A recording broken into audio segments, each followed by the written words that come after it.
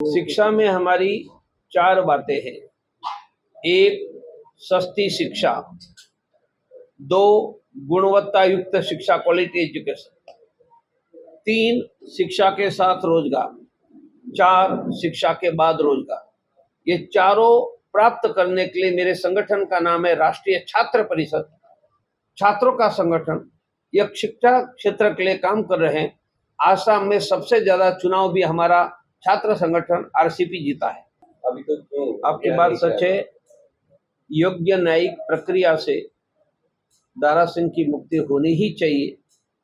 यह सभी लोगों की इच्छा है। उनमें जो प्रयास करना होगा हम भी करेंगे। मैं सुप्रीम कोर्ट के निर्णय का स्वागत करता हूं, जिसमें सुप्रीम कोर्ट ने कहा कि शेड्यूल कास्ट क्रिश्चियन बनता है तो उनका शेड्यूल कास्ट का स्टेटस और रिजर्वेशन खत्म हो जाएगा। अब सुप्रीम कोर्ट ने कहा है तो वह कानून बन गया। इनके कारण धर्मांतर रोकने में मदद मिलेगी। परंतु मेरी मांग है कि शेड्यूल ट्राइब में भी यही हो कि शेड्यूल ट्राइब क्रिश्चियन बनता है तो उनका भी एसटी स्टेटस और एसटी रिजर्वेशन समाप्त हो जाना चाहिए। यह करते तो धर्मांतर भी रुकेगा और हिंदू शेड्यूल ट्राइब को रोजगार और शिक्षा मिलेगी। हमारा सपोर्ट हिंदू को है। हम किसी दल के सपोर्ट में न निकलते हैं, किसी दल का विरोध नहीं करते। हम हिंदू को जगाते हैं। जागा हुआ हिंदू अपनी विवेक के आधार पर निर्णय करता है।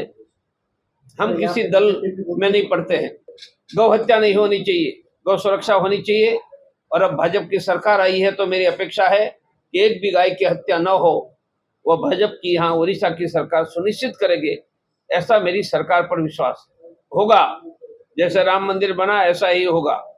इसलिए शिक्षा, स्वास्थ्य, रोजगार, एसटी होगा, एससी होगा या गरीब होगा, शिक्षा, स्वास्थ्य, रोजगार में मदद करना वही एकमात्र रास्ता है।